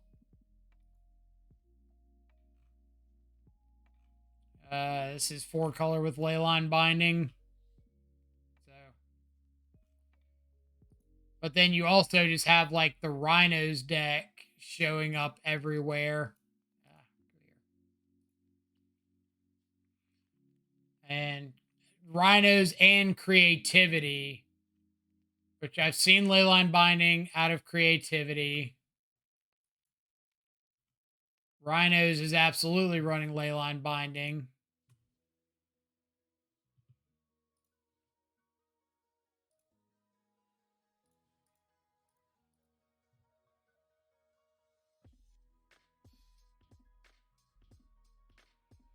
I just think Binding is more Terminate than it is Unholy Heat. It's good supplemental removal, but not core by any means to a control deck.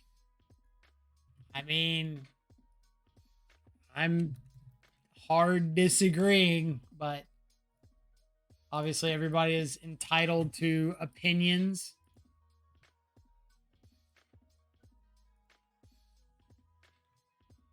Like, let's see.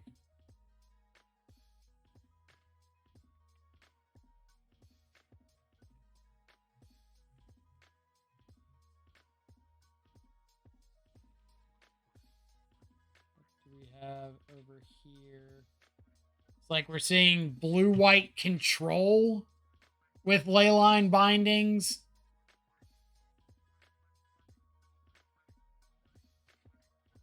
That's got to say something when your 2-color deck is splashing 2 to 3 additional colors just for Leyline Binding.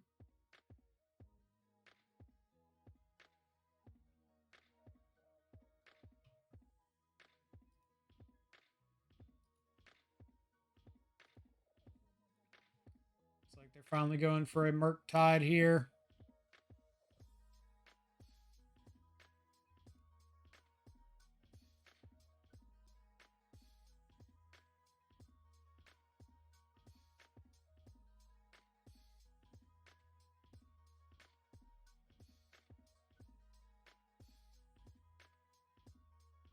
That's because blue-white has a gaping hole at instant speed removal.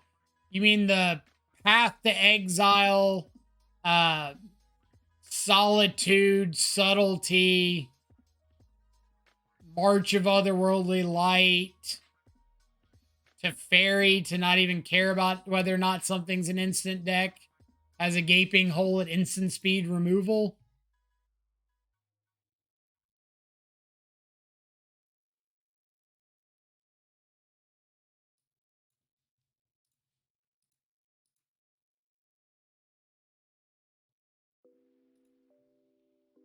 Yes, that's what I'm saying. Well, each their own, I suppose.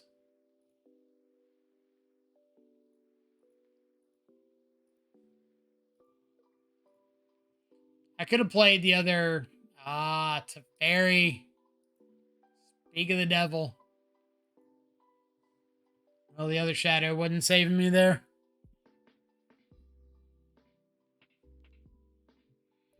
But I think I agree with like what Philip's saying about it's just never dead.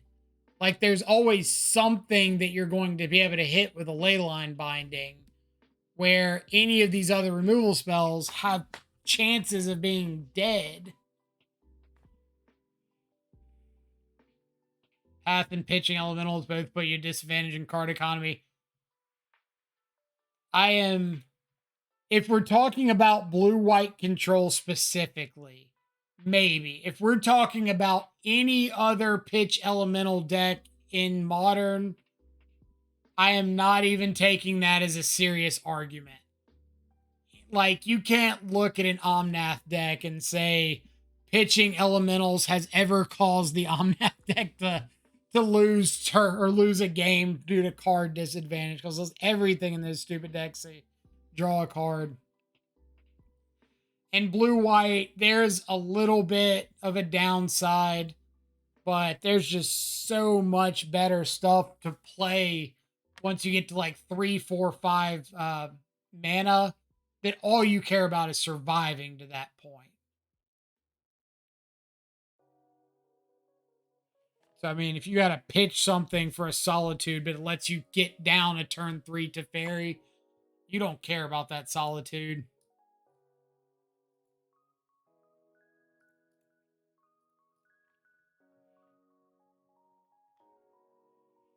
Never been unhappy to throw a card aside to pitch cast a solitude.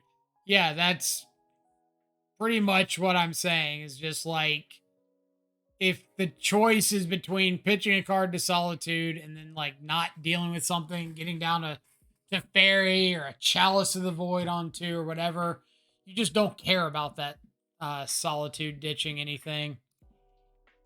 Just like does not matter. Oh.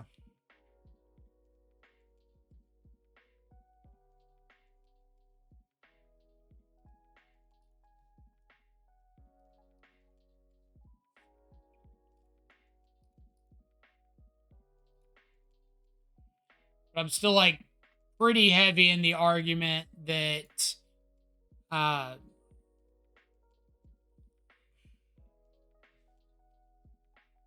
downside, but it's not a downside. When you get like a free removal spell, yeah, it's great. What I was saying is I'm still pretty heavy in the argument that like Leyline Binding is at least top 2 removal spell in the format. I still think it's probably the best, just because it's the only removal spell that gets exponentially better as the game goes on. Like every other removal spell as the game goes on gets worse. But Leyline Binding gets cheaper to cast. It gets more potential targets. There's just never a point where it's like, oh, this card is terrible, I don't want to play this. All right, we're going to scoop to burn here. Go to game 2. Double Eidolon's a little bit rough.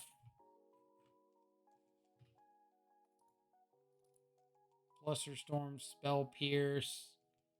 What else they want? 2 EEs. Get out the Wraiths. That was not a very burn favored hand out of us, especially into that Eidolon or double Eidolon. Only thing I noticed about binding, it makes your burn matchup worse because you have to play more fetch lands. That's fair. That is absolutely fair.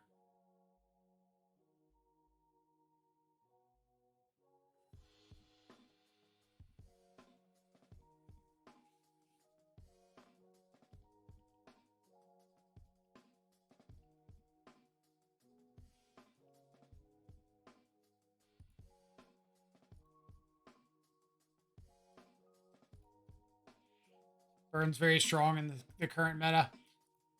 And like, Pike, I don't want you or anybody else thinking that I'm like belittling your opinion, because I promise you I'm not. I absolutely enjoy open discussion opportunities like this. So definitely very much value your opinions in the matter.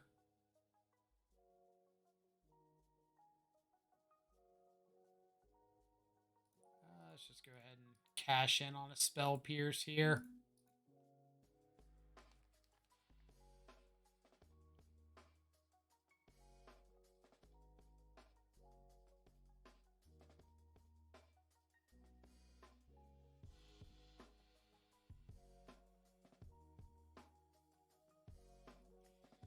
All right.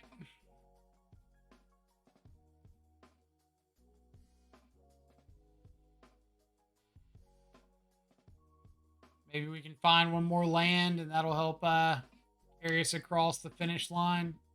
There we go. Thank you, Goblin Guide. Knew you were a real G.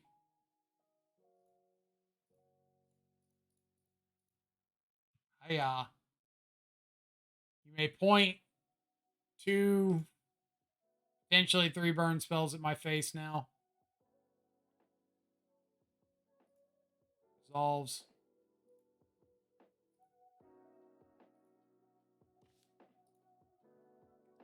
Let's just get down Shadow, say go.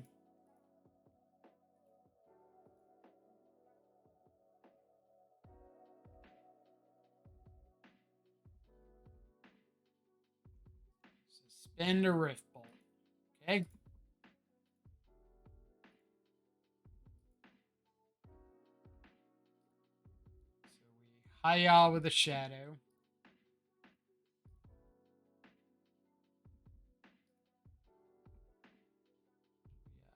Hiya with another Shadow.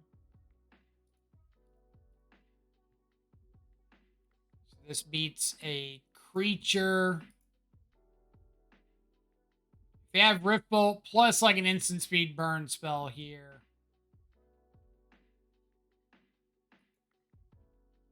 All right. Comes down to their top decks.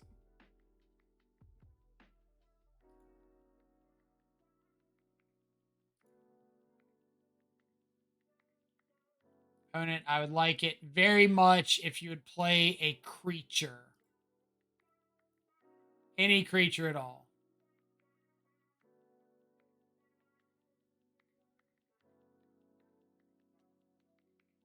Swift Spear, go.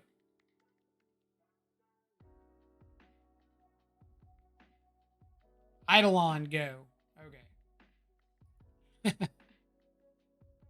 Scare me like that.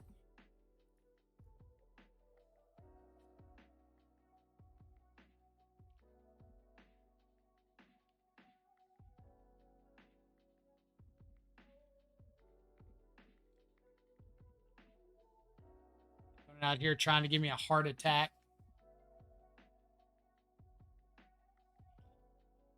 Ooh. This ain't it. Also ain't it. This is unfortunately gonna have to be it.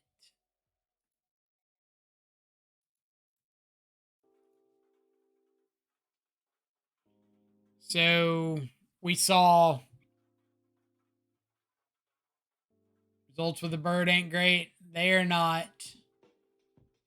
I don't think there's like. I played against Blue Red Murktide once, and that I think was the only matchup that I wanted Murktide or wanted a Ledger Shredder against. I think every other one I have wanted it to be like another fatal push, especially another fatal push, or like 3 more fatal pushes.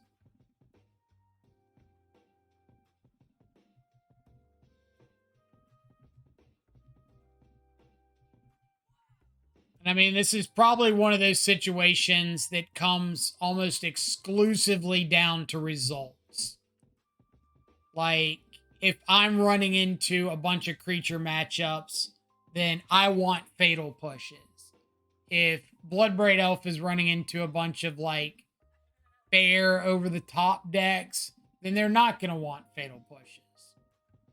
And that's perfectly reasonable. Like I always tell people to use your own experience as your reasoning for card choices, and like that's completely fine.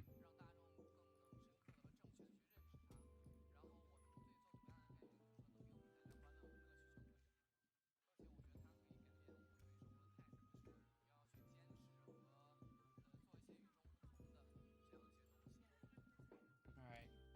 They want to respond to this with like fetch shock bolt me or something. That's fine.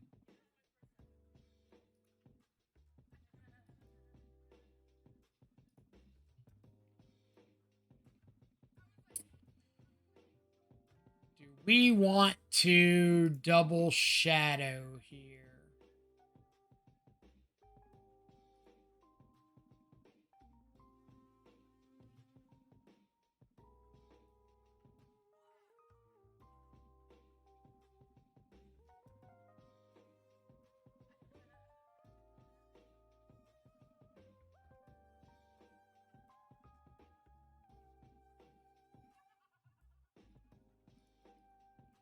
Also, could have just played like a 4/4 Murktide. It might not have been the worst. I'm kind of hoping I'll get to Spell Pierce something, and then like next turn, Shadow plus a 5/5 Murktide.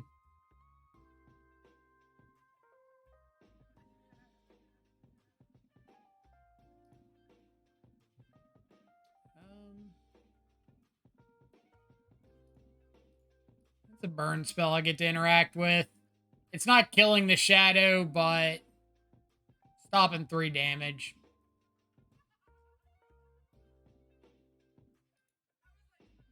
If they want to like bolt my Shadow, that's fine.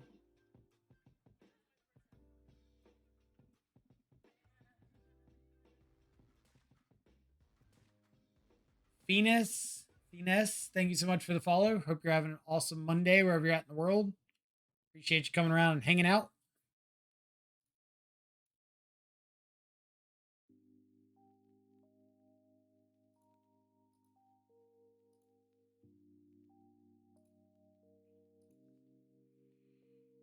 All right, let's crank in with Shadow.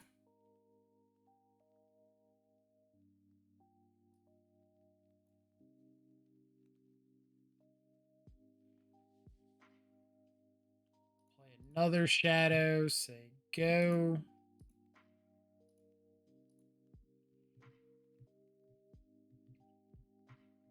They got to have some sort of a 1-mana burn spell. They fetched up a basic mountain and did nothing.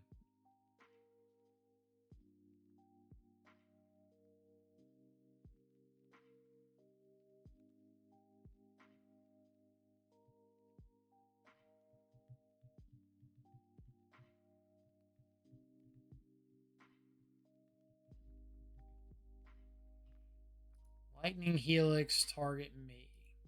Sure.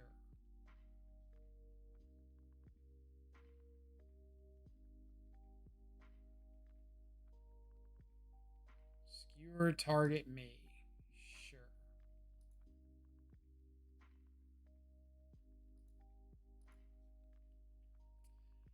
Well, either your last card is Path to Exile or you're dead.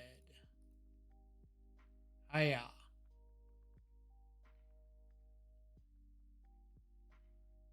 Woo. Oh, man. All right. What do we think? Well, I'll start off by saying, first off, congratulations for Bloodbraid Elf for the results with the deck.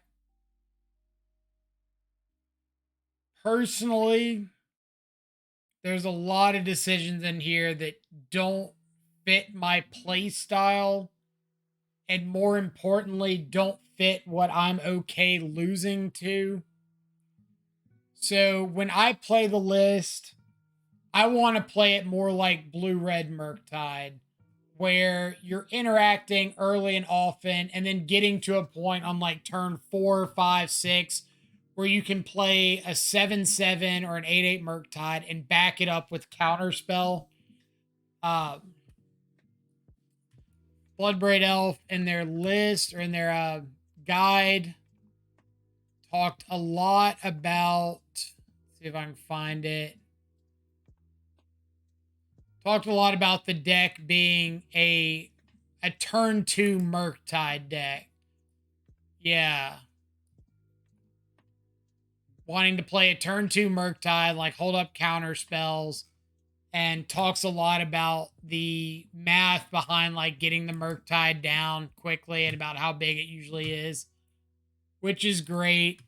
But I personally have found more success with playing the deck similar to Blue Red, where you're interacting with, like, instead of Bolt and Unholy Heat, with Fatal Push, Dismember, stuff like that, your Hand Disruption, leading into counter spells in the mid part of the game, and then dropping just like an impossible to deal with threat and backing them up with counter spells for like a 2 or 3 turn clock in the late game.